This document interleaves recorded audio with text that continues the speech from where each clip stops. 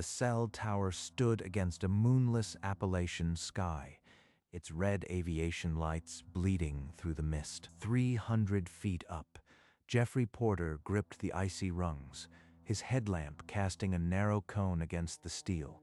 The hum was wrong. Not the steady drone of gear, but something alive, pulsing in the metal itself. He paused, one hand pressed against the freezing rung, the other adjusting his radio headset. Maintenance to dispatch. Anyone copy? All channels are silent. Static hissed. Then, cutting through the dead air like a blade, a voice not on any frequency he knew. Please. That isn't a transmission. It's inside my head. Then it spoke again, clearly articulated, as if lips were grazing the microphone. Don't continue. Jeffrey's hand locked around the ladder. The wind died. Even the red lights above seemed to hold their breath. 6 hours earlier, the dispatch tablet on Jeffrey's dashboard lit up with a call code he'd never seen. Ghost site. Signal lost. He tapped the screen, pulling up the coordinates. The tower wasn't supposed to exist anymore. Decommissioned in '08. Why is it pinging now? An hour later, he turned onto a forgotten gravel road and killed the engine at the base of the tower. The tower was supposed to be dark, disconnected, a skeleton. Instead, the red aviation lights blinked methodically against the black sky. It's live. That's impossible. He pulled his frequency meter from the gear bag, holding it up to the steel.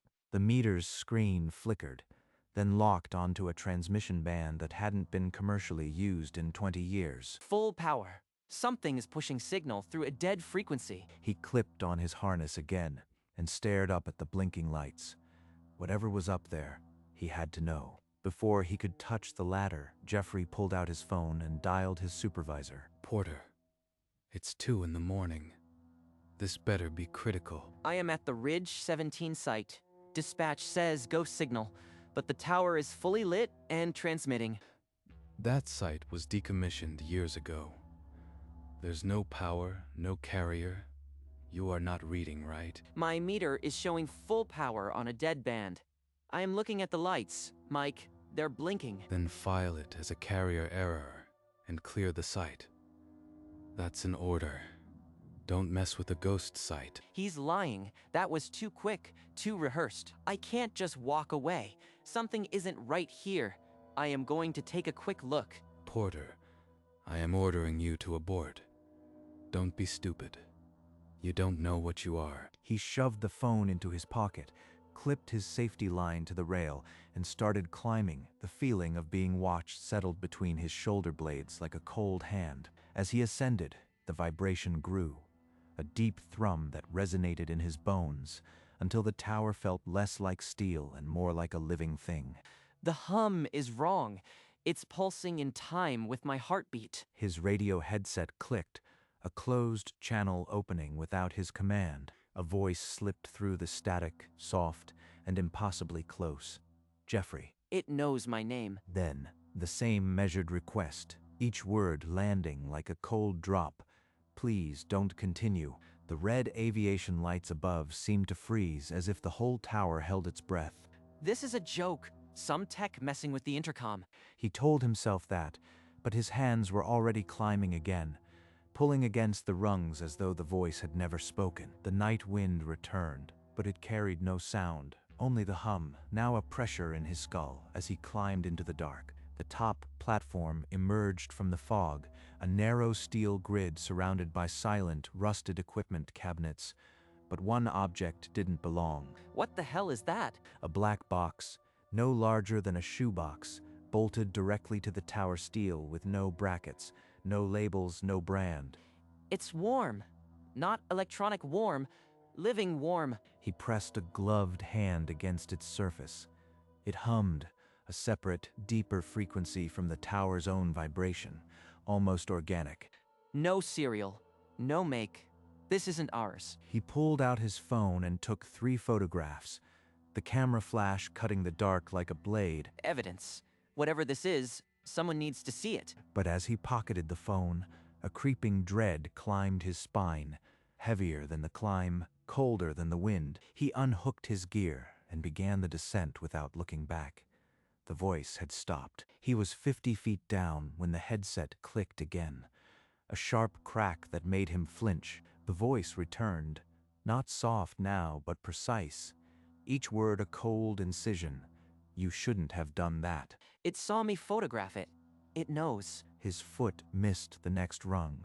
The safety line snapped taut, biting into his harness, and for a second he swung free over the void. He scrambled, boots scraping steel, and forced himself down faster, ignoring the burn in his arms. The red aviation lights above pulsed once, then blacked out entirely. No, no, no. He hit the ground hard, knees buckling, and stumbled toward the truck. The tower lights flickered back on, steady, rhythmic, as if nothing had happened. Jeffrey leaned against the cold hood of his service truck, gasping, the hum still drilling into his skull. He didn't look up again. He yanked open the truck door and collapsed into the driver's seat, hands shaking as he found Mike's number. Mike, it's Porter. I climbed it. There's a box up there. No markings, warm to the touch, humming. Slow down. A box? What box? No one's supposed to be up there. It's bolted to the tower steel. I took photos, and a voice on my headset. It knew my name. Listen to me, Jeffrey. File that call as no fault found, right now, and never go near that tower again. He used my full name. Not Porter, but Jeffrey. This isn't policy. This is fear. Mike, I heard a voice. An actual voice over a dead channel. You can't just bury that.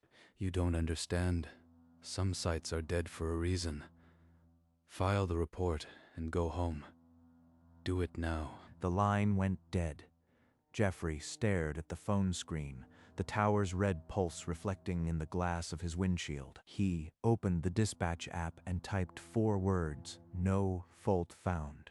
Then he drove, the weight of the lie pressing him into the seat. He drove the dark highway for miles, the dashboard clock ticking past 3, before pulling onto the shoulder under a broken street lamp. With the engine off, he reached for his phone. He needed to see the photos, to anchor the night in something real. Just one image. Just one. He tapped the gallery icon. The screen bloomed into a grid of familiar shots. Sunset from Tuesday, a screenshot of a work order. He swiped left, searching for the 3 photos of the black box. They weren't there. No dark steel against red light. No warm humming box. They were here. I saw the flash. He threw the truck back into gear and sped home, but the dread already coiled tight. In his apartment, he sat on the edge of his bed and tried again. He checked the recently deleted folder. Empty. System logs. No captures, not erased. Never there. The phone sat in his palm, a cold slab of lies.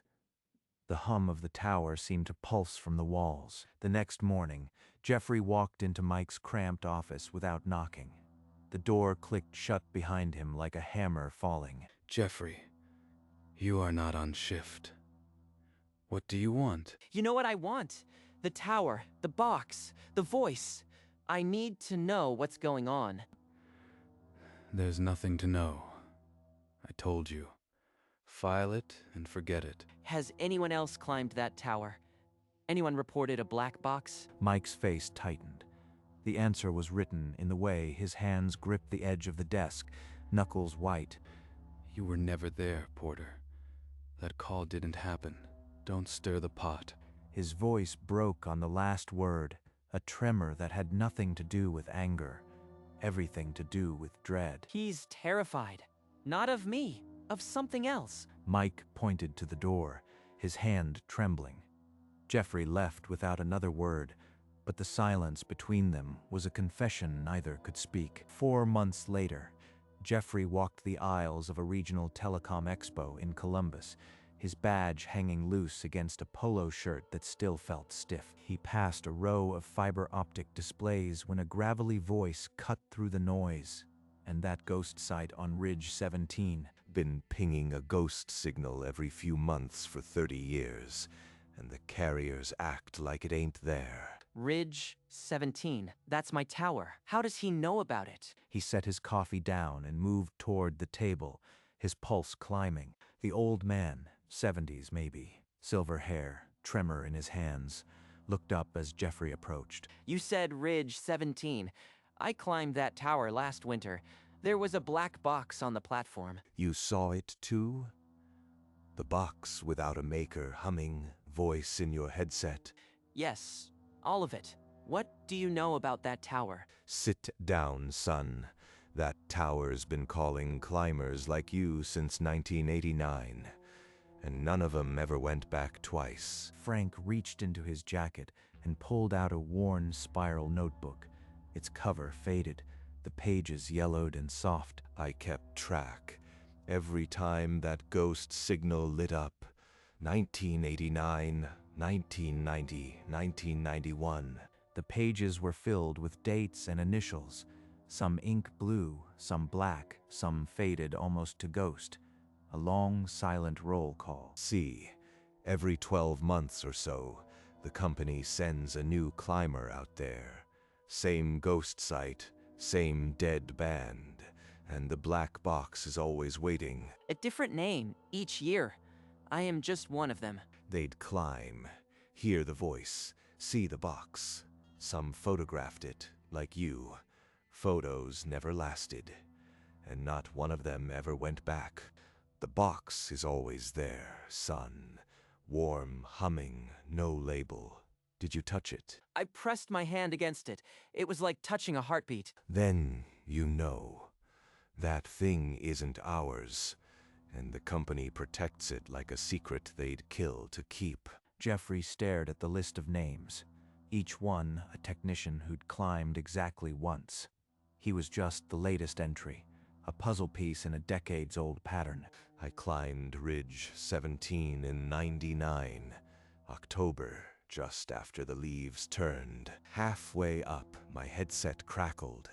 A voice said, "Please, don't," just like you heard. The same words. It's been repeating for decades. I kept climbing anyway. The box was there, warm and humming. I took a photograph with my old Canon. When I developed the film, the entire roll was blank. Not one image, like I never pressed the shutter. I reported it, same as you. My supervisor told me to forget it. I didn't. I started tracking. The company started watching me. After a few years, I took early retirement, never climbed another tower. You've been tracking this for 20 years? Carrying that notebook to every conference? Some secrets won't stay buried, but they'll bury you if you're not careful. It's all real. The voice, the box, the cover-up. And it's been happening for 30 years. There's one more. A tech from '03. Name's Gary Lasko. He might still be local. Frank pulled a paper napkin from under his cup and wrote a name and an old 7-digit number with a trembling hand. He climbed a week after me. I heard he got a visit from company security. Be careful. A visit? What do you mean? They watch the people who ask too much, and they don't just watch. Then I am already on their list, but I need to know. He folded the napkin carefully and slipped it into the chest pocket of his polo, as if he were locking a secret away. Burn that number after you call, and never mention my name. Jeffrey stood and walked away from the table, the expo around him a blur of vendor stalls and name tags. The napkin felt heavier than his harness. Gary Lasko, 2003. If he talked, maybe I can too. A week later, Jeffrey sat in a diner off I-64, across from a hollow-eyed man, clutching a coffee cup. The man leaned in and spoke, each word peeling back years of silence. Frank said you climbed Ridge 17. What happened after? The man's hands tightened. 2 men in suits, he said, came to his house 3 days after the climb. They had a key. They sat in his living room and told him the tower never existed. If he remembered, he'd lose everything. They had a key. They were inside his home. They took his work journal. He quit that week and never spoke of it again. And you never told anyone? He didn't answer. He slid out of the booth, left a crumpled 5, and was gone. They can reach anyone. But I am not letting this stay buried. 2 days later, as Jeffrey returned from a routine call, Mike intercepted him in the hallway outside the locker room. Porter, we need to talk. Right now. He followed Mike into the empty break room, the fluorescent light humming like a warning. Upper management knows you've been asking around. About Ridge 17. About the box. They're watching me too, just like Gary. They've put you on formal probation. One more question, and you are out. Mike slid a printed warning across the table, the company letterhead smeared with the manager's signature. So I am supposed to pretend nothing happened, pretend I didn't hear that voice? You pretend or you lose everything. Pension, certs, the whole career. They'll make sure no one hires you. Jeffrey stared at the warning, his name printed in bold letters, his career reduced to a single sheet of paper. That evening, Jeffrey trudged up the stairs to his apartment, the probation warning folded in his pocket like a warrant. He stopped at his door.